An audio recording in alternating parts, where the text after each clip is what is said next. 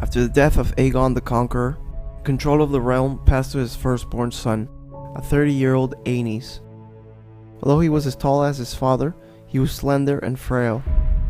He had been trained but was never more than adequate as a fighter. His younger brother, the 25-year-old Maegor, on the other hand, was defeating hardened knights by the age of 13. When Aenys was crowned king, as all the lords knelt and bowed their heads, Aenys stood his brother up, kissed his cheek, and told them they shall rule together. Then the king presented his father's sword, and he told Maegor to wield it in his service. Aenys only ruled for 5 years after he fell ill and died.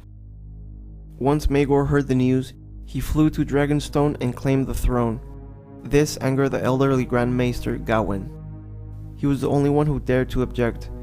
He reminded him that the laws of inheritance that his own father had agreed to stated that the crown should pass to Aenys' oldest son, Prince Aegon. Aenys had in fact named him heir during a feast of the wedding he had arranged for both his children, Aegon and his older sister Rhaena, which enraged the Faith of the Seven and called him King Abomination. After the Grand Maester spoke, Maegor responded by declaring him a traitor, and chopped his head off with a single swing of Blackfire. Within the day, 100 ravens had flown, and the next day Maegor flew as well. Riding Balerion, he crossed Blackwater Bay to King's Landing. His mother, the Dowager Queen Visenya, rode by his side on Vhagar. The return of the dragons caused a panic as hundreds tried to flee, only to find the gates closed. The warrior sons held the city walls. What is known as the Faith Militant was made up of the warrior sons, who were knights who had renounced their titles, lands, and possessions to fight for the Faith of the Seven, and the much larger group of the Poor Fellows, made up of small folk men and women. They had begun to fortify the Hill of Rhaenys after Aenys had his 2 children married, and turned the Sept of Remembrance into their fortress. They also held the unfinished red stone castle, which the citizens called the Red Keep. Maegor landed on Visenya's hill. He called for loyal men to gather to him, and thousands did. Visenya told them Maegor had come to be their king, and that if any man questions her son's right to rule, he should prove his claim with his body. The warrior sons immediately accepted her challenge. Over 700 knights rode down the hill, led by their captain Sir Daemon Morrigan. Once they were face to face, Maegor said swords would decide the matter, and Daemon agreed, but then said they should have 7 champions. He turned to the crowd and asked who will stand by his king. Many turned away in fear or said nothing. But at last one man spoke up, not a knight but a simple man at arms, who called himself Dick Bean. It was only then that a knight stepped forward. He shouted at the crowd in anger.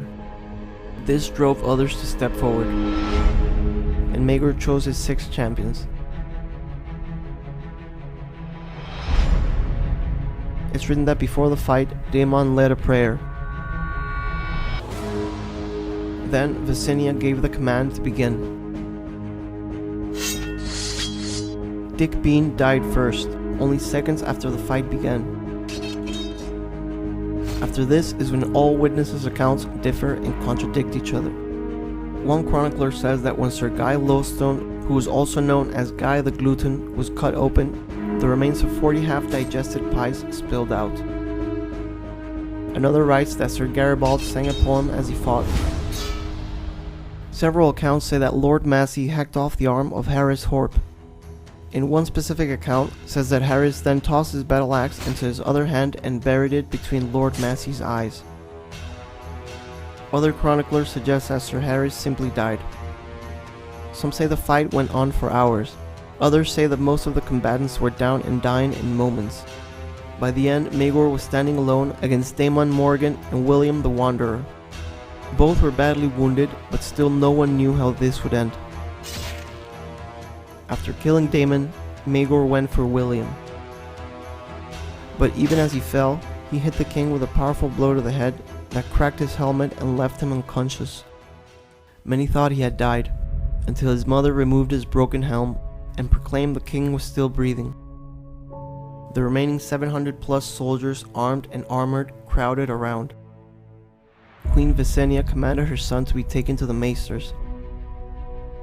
As he was brought down the hill, the swords of the faith all dropped to their knees in submission. Visenya then ordered them to return to their fortified sept. For 29 days, Maegor laid unconscious. The next morning, the king awoke, and I think we've all heard the story. As the warrior sons were doing their morning prayers, the sept was set aflame by dragon fire. Archers and spearmen waited outside for those who came bursting through the doors, and a cloud of smoke lingered over King's Landing for days.